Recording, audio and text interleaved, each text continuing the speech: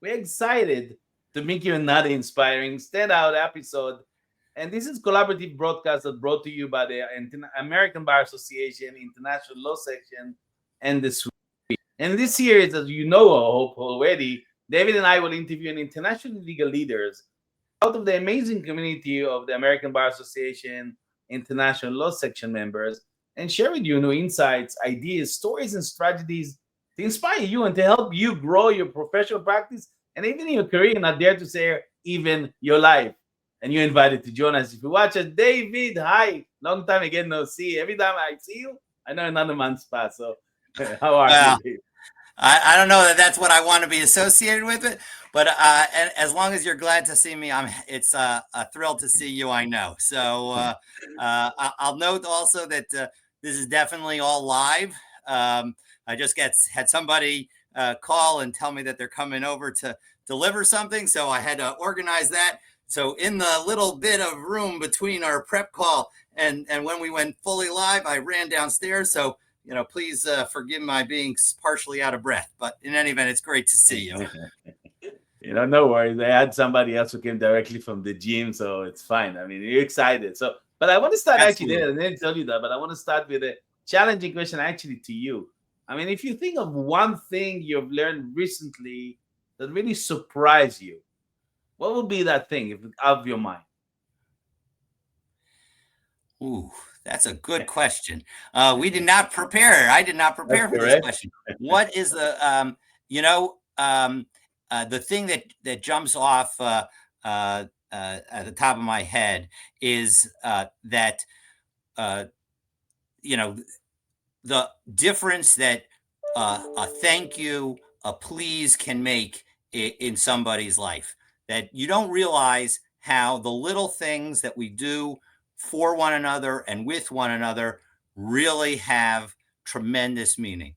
And I just had this experience the other day where, somebody said just an offhand comment. They didn't really, weren't trying to give me a major compliment or anything, but it really turned my day around and made me such a happier and better person. And I was able to share with that person what a difference that made. And it's really remarkable how those small things can make a really big difference. That's something that recently that I think we all know it on some level, but it really came across in a recent interaction that I had.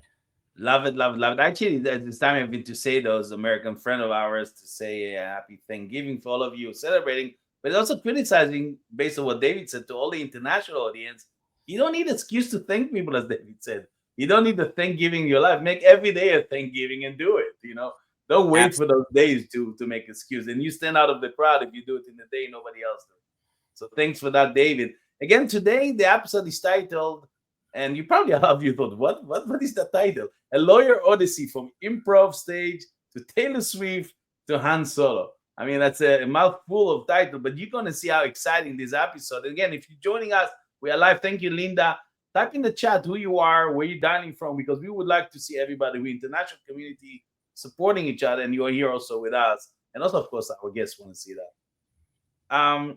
Let me start with something I was thinking about, because most of the breakthrough discoveries and remarkable invention through history, if you think about it, from spaceship to the self-driving cars nowadays, have something in common if you all think about it. They are the results of curiosity, right? The impulse to seek this new information and experiences and explore really novel possibilities, and without, of course, thinking out of the box. That's the basic human attribute. What are your thoughts, David, about it? Do you agree or? Well, I definitely think that curiosity is crucial to it, along with the experimentation and really figuring out and trial and error. So without those elements, we wouldn't have the various things that we have today. It's so true. Yeah, and in fact, actually made a research point that several important insights about curiosity and thinking out of the box as relates to growing your practice. And that's what we're going to see today, because first, curiosity is much more important to a firm performance, maybe even the individual lawyer's performance, than privileged thoughts, if you really look at it today. And at first, all you agree that when our curiosity is triggered, we think more deeply and rationally about decision and come up with more creative solutions. I think more than that, the curiosity allows leaders within our professional firm, to gain more respect from the followers and inspire the employees to develop most trusting, most collaborative relationship with calling in your firm. It sounds big, but you're going to see in the episode, because I want you to see the direct link with all the stories we're sharing with you to growth strategy. That's what we bring it to you. But do you want to see more than just directly between curiosity and the growth? Then you have to stick with us, because that's the reason we have the honor to have this episode with Advocate John Schumacher. I don't know, I should say Shoemaker. I said the Dutch version. The Schumacher is the Dutch version. The Shoemaker is the English version. Sorry for that, John. So you can gain new insight how you can intentionally develop an international career and accelerate the growth of your career and your practice. But before we invite John, with your permission, David, we'd like to share some highlights about John, because we love to do it behind people's back, right? So here it is in short. With over 30 years experience of John includes U.S. tax and regulatory law and jurisdictional compliance issues globally, John Shoemaker is a seasoned professional in international wealth transfer planning. He represents actually ultra high net worth individuals and family controlled businesses throughout the world with respect to U.S. federal income tax, gift tax, and estate tax issues, especially as they to trust, foundation, and other fiduciary structures. He is a frequent presenter on cross-border U.S. tax issues. I just heard him speaking in London in the ABA conference, and is current chair of the ABA International Section International Tax Subcommittee. John has been at the forefront of the evaluation of the Foreign Account Tax Compliance Act, the FATCA, and the OECD Common Reporting Standard, the CRS, as we say, especially as they apply to trust, foundation, and other fiduciary structures. And again, more you will hear in this insightful period. I don't want to spend all the time. So without further ado, let's bring John and thanking him for joining us. Hello, John. Welcome. Hi, David. Hi, Itzik. Great to see you. Good to see you guys as well. Great to have you, and thank you for your time, John, and thanks for joining. I know it's we have limited time, and I want the audience to have full effect of all the beautiful stories you have to share with us. So let's dive directly to the conversation. David, the floor is yours. Absolutely. So, John, it's great to have you on our standout series. And of course, as Itzik mentioned, we titled this program A Lawyer's Odyssey, from Improv Stage to Taylor Swift and Han Solo. So let's take them one by one. Where's improv, and tell me about your improv history and how that's affected who you are as both a person and an attorney? Well, thanks, David. As Itzik mentioned, I'm a U.S. tax and estate planning attorney, but that's like maybe looking at the tiny end of the spectrum of the life cycle of my career development as an attorney. I started out in working in government for the Kansas legislature. And then my boss ran for insurance commissioner. I worked for the Kansas Insurance Department. And then it was a later in life pivot that took me outside the United States into an more international practice. And I've been very lucky throughout my career. The educational opportunities that I've had. I joke with people, undergraduate is University of Kansas, Rock Chalk, and LLM at University of Alabama, Roll Tide.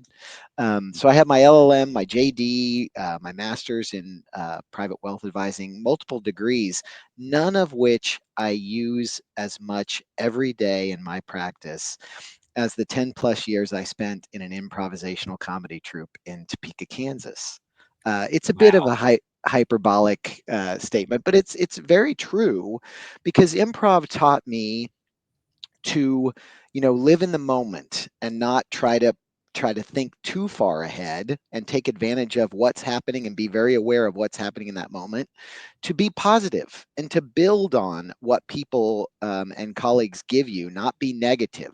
The worst thing that can shut down any type of improv comedy sketch is if somebody just stands on stage is like, no, you're not a green haired dwarf. And it's like, okay, well, where am I going to go? That's what I was given. I was supposed to be. So learn to say yes and build on things. And then I think improv has taught me to think on my feet. I think we all have experiences where we're in a client meeting, a new question that you hadn't prepared for comes up. David, you did an excellent job earlier dealing with the question that got thrown at you, and I can attest to the audience as being part of our prep session. That was not pre-discussed. David had no idea that question was coming. And you did an excellent job. You thought on your feet and you were introspective and you found something genuine and true to communicate to an audience. And so improv, even more so than formal education, really did give me those soft skills that are incredibly useful to grow a practice. You know, we're trained as attorneys, we study an element of the law, we have a skill set. But as Itzik mentioned at the beginning, you know, as your career goes on, you've got to grow, because if we're not growing, we're stagnate, and then that's not good. And so to grow, I think you have to be open to new connections, new opportunities, keep a positive outlook on things, and to connect back to the point you guys mentioned, just be curious about stuff. Great. Thanks, Al, for the experience. Well, indeed, we didn't plan to ask David the story, but I mean, those of you watching it and watching afterward, watch David body language, and then you see authenticity. So if somebody get a question answered, it's not necessarily the answer they give you, it's how they answer. Then you see the answer at the bottom of the heart. They mean what they answer. They not just give you something you want to hear. Love it. Thanks for that, John and David. I'm learning a lot for those episodes. I'm just enjoying it. So thank you for that. In fact, every time I train law firm and other professionals, how to adopt entrepreneurial mindset. One of the component, or most important component, is, as we mentioned before, is curiosity. The crucial point here is that it's not simply the absence of information that create curiosity, but it's the gap between our existing information. Because people tend to be curious about things of which they are really completely they cannot be curious about things they're completely ignorant. It has to be some knowledge in order to be curious about it. I hope we all agree about it. So it's the secret. And I hope my family will be proud of me right now, because some of my family members are massive Taylor Swift fans, so much that I got tickets this year, went behind the scenes. I must admit I enjoyed it when I went with them. But I'm not surprised, you see, because Taylor is a skilled songwriter and the only women to win the Grammy for Album of the Year 3 separate times. So, but in fact, if we're going to come to Taylor Swift very soon, is also a fascinating business case study. She's one of the savviest businesswomen of her generation. So now I wonder many people took ideas and examples from her. But let's continue our conversation, because the title of the session also mentioned Taylor Swift. That's why I'm coming there. So the question to you, John, is what role does Taylor Swift play in who you are? Yeah, thanks for the question. It's a lot of it occurs to me there's lots of different angles. We had a particular angle we had talked about that I'm going to hit on, but back to the improv point, that you have to be open to it. Things are not always exactly what you first think of them as. So it occurs to me as you ask that question. I'm sitting here. I'm on the road this week. I'm in Kansas City. And Kansas City hosts an NFL team, the Kansas City Chiefs. They've won a couple Super Bowls back to back, but I think they're most famous and most known as I travel the world as being the home team of Taylor Swift's boyfriend, Travis Kelce. So it's a big week in Kansas City, with the holidays, it's Thanksgiving, Christmas is coming up soon. It's a home game on Friday against the Las Vegas Raiders. And so the city is on perhaps maybe a special event moment. If Miss Swift attends the game, could there be a proposal in the air this year around the holiday season? So we're on high Taylor Swift alert in Kansas City. But what brought me to that connection? My wife is a huge fan.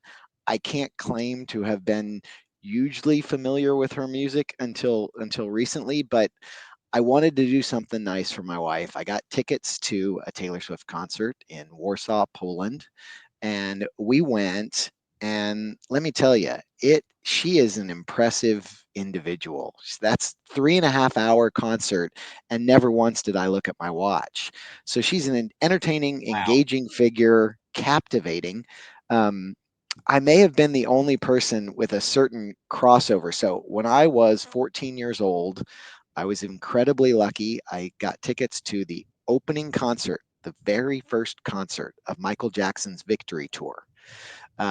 young kids may not understand how huge Michael Jackson was, but he was even bigger than Taylor Swift at the time. And he had a huge album, Thriller album, that had gone to #1, but he hadn't done a tour for Thriller. So this Victory Tour was the first tour after he had become this worldwide sensation. So I managed to snag tickets, and I was in Kansas City's Arrowhead Stadium for the very first concert of the Victory Tour. And I don't think there's a lot of overlap of people who were at a Michael Jackson concert and at a Taylor Swift concert. So I feel pretty proud about standing out that way. But at that concert, there was a song that really became an earworm for me. I think it's called Willow. And there's a line in her song where she sings, "The more that you say, the less I know." And it kind of got in my head. And it really is a good example of what I try to avoid in my practice and the role that I think continuing education serves for us as attorneys, and how it can grow your business development. um, you don't want to be in a meeting where you're hitting a client over the head with just terminology and acronyms and in-depth. You have the knowledge, and that's wonderful, but that knowledge is useless unless you can find that through line, so that the more that you say, the more the client knows, not the less that they know and that they get overwhelmed. So I've really tried to keep that as a career arc for me. Continuing education, as I mentioned, I'm always trying to find a new degree and a new program to get involved with. I think you meet people, you learn new things, you realize that the more of a subject matter expert you get, the more you kind of should have some humility and understand you're just at the tip of the iceberg and there's so much more for you to learn about. But most importantly, it's helped me transition into being an educator myself. And so I found opportunities to become a teacher in small programs, whether it's through the ABA and webinars or through the STEP, the Society of Trust and Estate Practitioners, another organization that I'm actively involved in.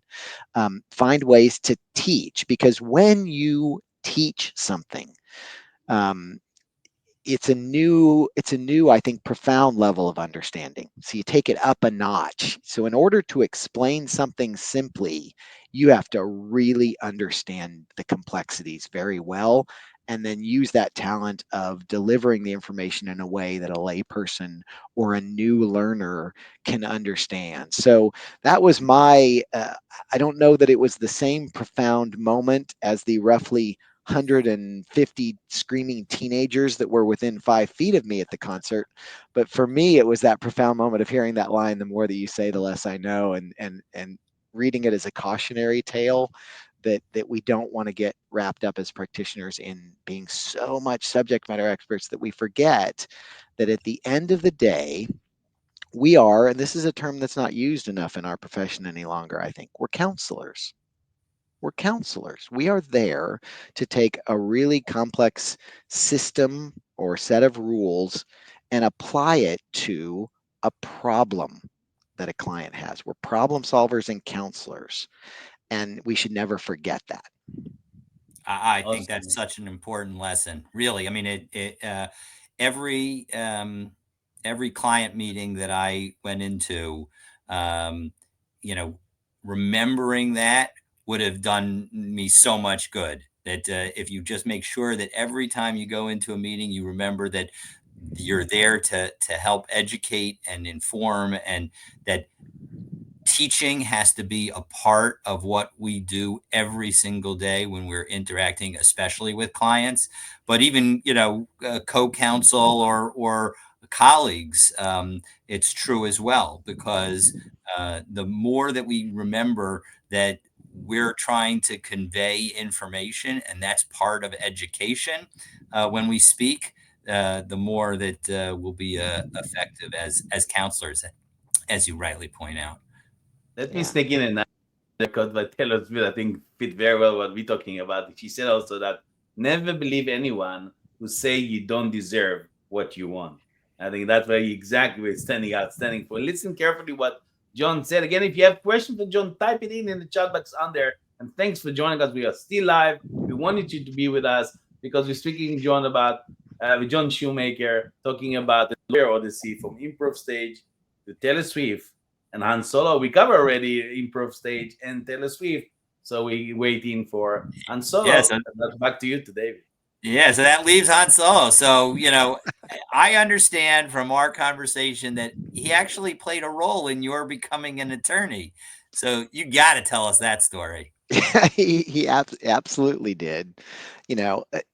I'm a big believer, and at this point we've talked about a lot of very positive things, and I've stressed the positivity of being involved in an improvisational comedy troupe. But at the same time, I think vulnerability is something that we internally as professionals sometimes don't demonstrate enough to our colleagues. Oftentimes, people will be at a webinar or a seminar and they see like movie stars on the big screen. All they see is the positive curated image of what we present to the world, and that's not always good. And so I try to show both the upsides and the downsides. And so the connector to Han Solo and a few others actually stems from a bit of negativity. My folks got divorced when I was 7. So 1977, that summer was a very a big formative time for me. I spent a lot of time with my mother, and a couple things she did that summer really had a profound effect upon my career arc. So we went to go see. Hopefully, people are making the connection if they hear this, or that I'm not so old on the call that other people aren't picking up on this. But 1977 was the year that Star Wars came out. The original Star Wars came out as a film. So my mother took me to see Star Wars, and I look up on that screen and I see Han Solo. He's a cool guy. He's traveling all over the universe and he's wearing a vest. And that vest looked so cool. And also that year, my mother took me to the old Dickinson Theater in Topeka, Kansas, that was showing reruns of classic films. We went to see To Kill a Mockingbird and Gregory Peck, the Southern attorney in the three-piece suit. And I was like, that's a cool guy. I want to wear vests. I want to wear three-piece suits. I want to be an attorney. And, did I know at 7 years old what being an attorney actually meant and where that career arc would take me? No. But it's little motivations that get inside your head and get you curious about stuff, and then let that curiosity run and see if it is a good outlet for you. And luckily for me, it was. And so I told myself I'd always wear three-piece suits. So got my three-piece suit on. I'd be like Gregory Peck, and I would get out and I would explore the universe. And so Han Solo inspired me because he was cool and wore the vest, and because he got out with Chewbacca and they went everywhere and saw all kinds of places. And I was lucky, because of my career arc and being curious. I mentioned that back in 2010, I was in the insurance industry. The way insurance works in the US is very light federal regulation, but each state has their own insurance code and insurance department. So I had learned and kind of cut my teeth in Kansas about how insurance gets regulated. And then I moved in house to a healthcare insurance provider. And I had 13 states in the Midwest I had to monitor and to see how they were designing so that I could sell my policy as uniformly as possible, but I could maybe create riders to swap out if maternity coverage was slightly different in Nebraska than it was in Oklahoma. That model, luckily for me, became very useful in the international world when the Swiss banking system came under scrutiny. There was a whistleblower who went to the Department of Justice and the IRS and said, I think that there's a lot of Americans that are hiding their assets in the Swiss banking system with numbered accounts. And overnight, the DOJ went and did prosecution agreements, and that changed the nature of the international tax and finance world. We went away from numbered accounts and secrecy to free flow of information and the need for advice. And so my skill set of monitoring multiple jurisdictions became very useful on an international level. So I got the chance to move and live in Switzerland. The Swiss are amazing. I tell people I miss Switzerland so much. I'm a tax attorney, which means I don't have those. Oh, my wife has to always remind me of this. Feelings, yeah, feelings. I don't have feelings, and I fit like a hand in a glove with the Swiss because they're a very practical, logical people. And so I loved living in Switzerland. It's amazing, the skiing, the Alps. And then luckily I got the chance to get relocated, still working for that same bank, over to Singapore. That was a shock to the system. It's Groundhog Day in Switzerland year round. It's 90 degrees with 90% humidity, no daylight savings time, and a 7-minute time differential. So the earliest the sun comes up is like 6:56, and the latest is 7:02. In the evening, it sets at like 6:58 up to like 7:06, and so every day is literally exactly the same. So that was a shock, but it's an amazing country, and it's so central to Southeast Asia, and you can travel. And then earlier this year, luckily, I had the chance to kind of semi relocate and split half my time in London. So I'm back and forth between London and Singapore, all of which is completely overwhelming for a young kid from rural Alabama. But it just shows that we all need to get out of our comfort zones and explore the galaxy. I'm working on a piece for my home state bar association right now called "I Love America and I Left It, and You Should Too." And it's a bit controversial. It's a bit cheeky, particularly in this political landscape. But the sentiment is that wanderer's gaze that Han Solo had, that we should all get out and explore other places, because the two things you realize is there's other things you're not familiar with that you can learn from, but the rest of the world is a lot like your world, and it's not as different as you might think. And when you're on the ground and you can make those connections, it helps you get a sense of confidence. Your life is not as strange and unusual or cut off as you might think it was.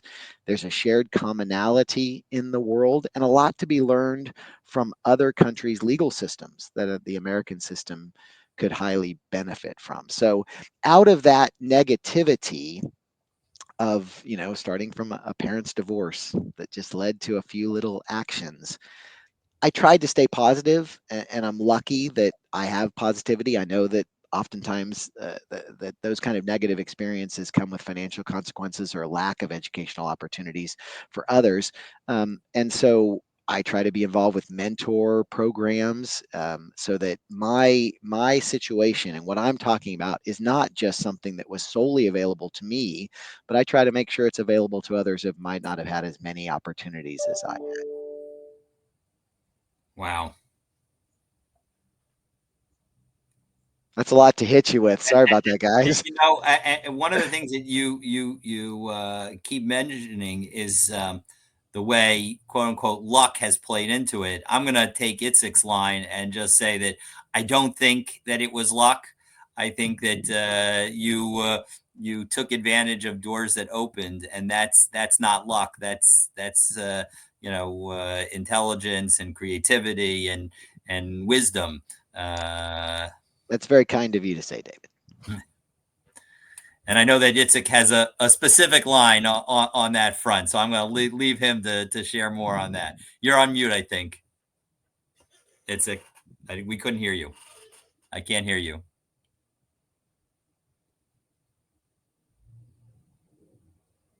No, we can't hear you. Oh my gosh, this really is live. Luck is when opportunity meets rising to the moment, or something like I'm that. sure you can hear me now. Yeah, there we go. Oh, we can hear you I now. fix it live. You see, it works.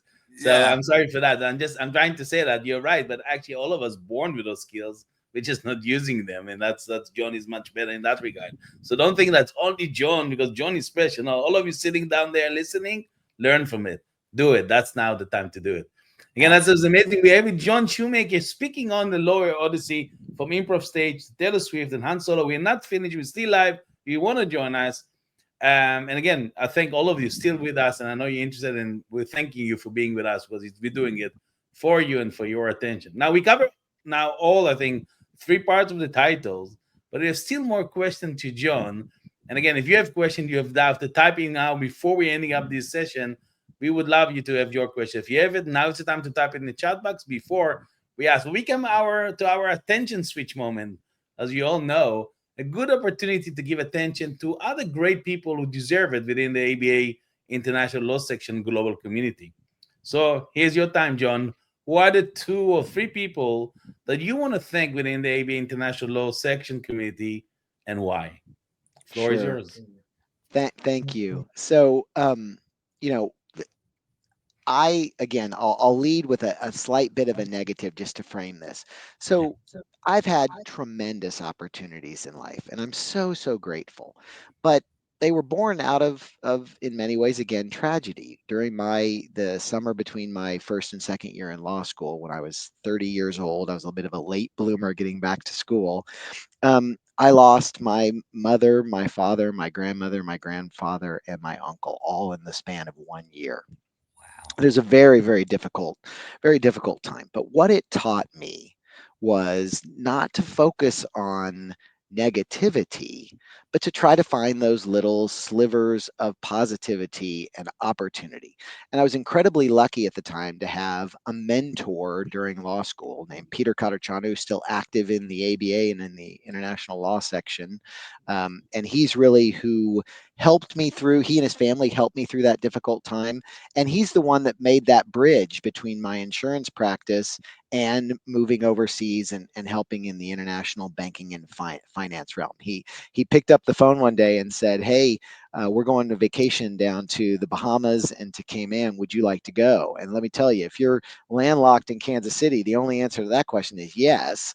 But when I got down there, I realized very quickly it wasn't just a vacation. It was a brain picking session about multi jurisdictional compliance, which isn't, it sounds maybe a little dry, but it was actually a wonderful trip and vacation. So I was lucky to have mentors, and so I've tried to be a mentor as well. So the first person I want to give a shout out to and a big thanks is Durrani Waziri. Durrani is a participant in the ABA's Afghan Legal Scholar Program.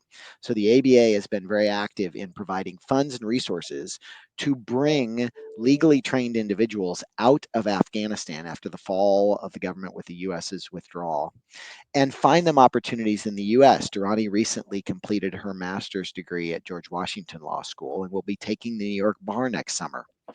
And I have grown as a person so tremendously in the time that I've had to serve as a mentor for Durrani. And it's really, that's the wrong way of putting it. I've learned so much more from Durrani than I'm sure the little bit that I've been able to share with her. So shout out to Durrani, a great member of the section, a great backstory. Durrani was the official spokesperson for the Afghan president before the fall and has really made a wonderful effort to move her family and become involved in the legal community here in the United States. The second person I want to give a shout out to, and this is, I think, a very key lesson when we talk about learning and positivity. It's Lavinia Cousin, staff for the ABA, because staff are consistent. Okay. Throughout all the years of the ebb and flow of membership and leadership and people coming and going, staff remain consistent. They know where all the bodies are buried, so to speak. And so Lavinia is a fantastic resource, a fantastic friend. And so I want to say thanks to her. And then last but not least, the chair of the internet, the former chair of the international tax section, the people who kind of mentored me and helped me and gave me the opportunity to now I take over as the chair of the international tax section. So that's Pamela Fuller and Johan Miran.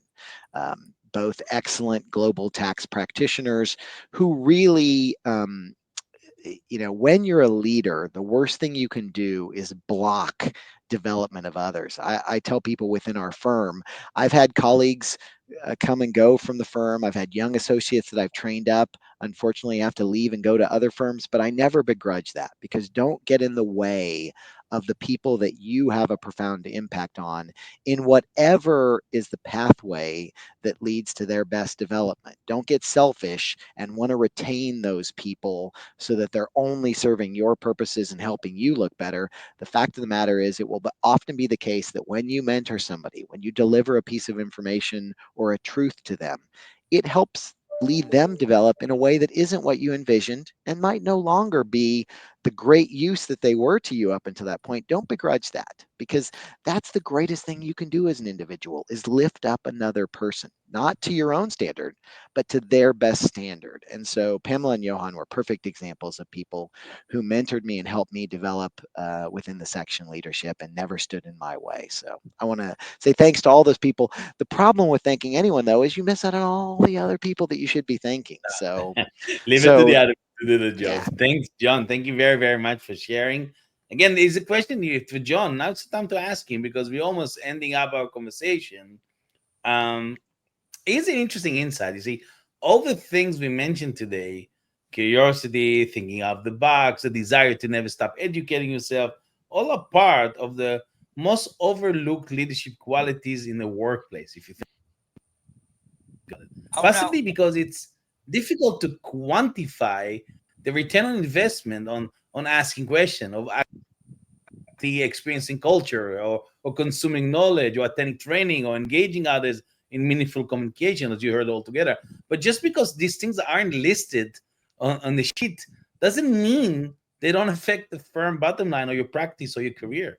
They're important, or the impact is actually greater than most professionals and professional firm think. And you just heard it today as one example, as John, our truly amazing guest, shared with us. And he's actually an exact good example of it. So, David, I don't know if you have something to add before we thanking John and letting Well, go to I'll his just back. put on my rabbi hat for 2 seconds and say that, Sure. John, you really highlighted something that Rabbi Hanina says in the Talmud. He said he learned a lot from his teachers, more from his colleagues, and the most from his students.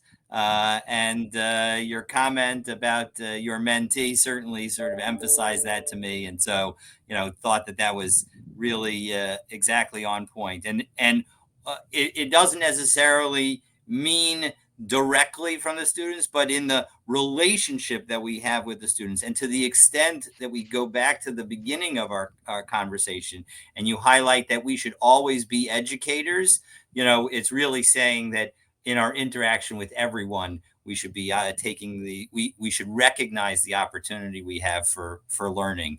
And you've clearly done that. And so it's really a lesson for all of us. Great. And I think just to add what you said, David, also I think that nowadays the mistake is many leaders wants the people behind him to do lower. But I mean, we know again the same Talmud you mentioned, that who is the best rabbi? The one that know that the student become bigger than the rabbi himself. And I think that's where you succeeded, because your student become even more successful than who you are. Anyway, but now we want to thank you, John, for being honored having you here. I think everybody enjoyed it, I'm sure. And I hope we see you soon, very soon, in one of the next conference, which the upcoming one in Singapore. February in Singapore, right? Yes. So I know you Absolutely. organize. So if you're listening to us, you must be there. We're gonna be there. We want you to see there. And if you hear that, go say to John how much you loved it. And what did you pick up one thing from this session face to face, telling that, and then he will, I'm sure, will have more to share with you. Thanks, John. Thank you very Thank much. you Don't both. leave us, because we still have to talk behind John's back. So Absolutely. so here we are again, David, alone in the room. So what is your reflection, David? Oh, Before we start? I have so much to say. So let's start with the following. My Sure. father, he should just be well, as he's now 82. He loves to say the following, that the most important thing we can do whenever you have any problem, any kind of issue, ask questions. Well, that's exactly what John was telling us. Be, inquisitive, try and figure out exactly what you want. That's item number one. The second thing is John highlighted something that is so crucial to learning and to education, and that is, if you aren't vulnerable yourself, you can never learn. And only through our own making ourselves vulnerable, making ourselves have the opportunity to figure out that something we thought was wrong, only through that opportunity do we actually have the opportunity to learn. And I think John really highlighted that aspect of only by being vulnerable can we educate. And then the final point that I'll make is that he highlighted how being there matters. It mattered during that year when he was 30 in law school and lost so many relatives in the short span, and he had a mentor who was there for him. It matters in the fact that he travels overseas and thereby is able to get a different perspective. It matters in all aspects of our life. If you have the opportunity to show up for somebody, show up. It will really matter. In some ways, that goes back to my comment that I began with. I didn't know that this was where we were going to go. Maybe you had the brilliant insight to ask that question and knew where I was going to go with it, that it was going to end up with, but that those moments that we have when we're with one another and have the opportunity to say a thank you, a please, you're a friend that matters to me, that those moments of being there for one another are some of the most important moments in our lives. So those are my takeaways. I know that you got some amazing quotes and awesome things to share. So I'm going to send it right back to you. I hope everybody has a pen and paper and writing what you share with them, because I don't want them to miss. Every time you're sharing it so nicely, so structured way of thinking. I mean, people should write it down and go implement it, because David shared amazing thing that not only reflect on this session, but everything effect of life, of your career, etc. But to me, by the way, David, the session with John has also helped us actually explore, again, I'm going back to the beginning, the vital role of curiosity in innovative thinking and advancing our career as a lawyer. Because if you don't want to learn, I mean, I think I heard it many years ago, the moment you stop learning, the moment you start dying, So I think I want to summarize 3 takeaways for me. 1, embrace curiosity, really cultivate this mindset of always asking questions, David said, because this is drive deeper understanding and really uncover hidden insight in your project, with your colleagues, in your life. 2nd, think out of the box. Challenge traditional approach. All people around us are really traditional approach by looking for creative solution for complex issue, or even better, what the John tells us, maybe much more clean and clear and easy to understand. And innovation lead to more effective strategies and successful outcomes. So, all these AI coming out, way people complicate things, keep it simple and people would love it.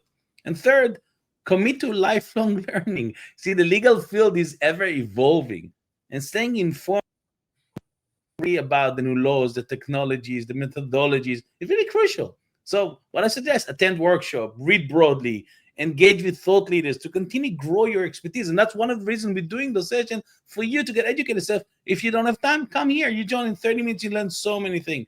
Because by integrating those elements into your practice, I have no doubt that each one of you can enhance your effectiveness and really can ensure sustained professional development. Remember, curiosity and education are not just traits, but they're tools for success in the legal arena. So now, friends, it's your time to take action, to implement everything you heard. We heard a lot, and then I have a feeling we overwhelm you every time, but that's good.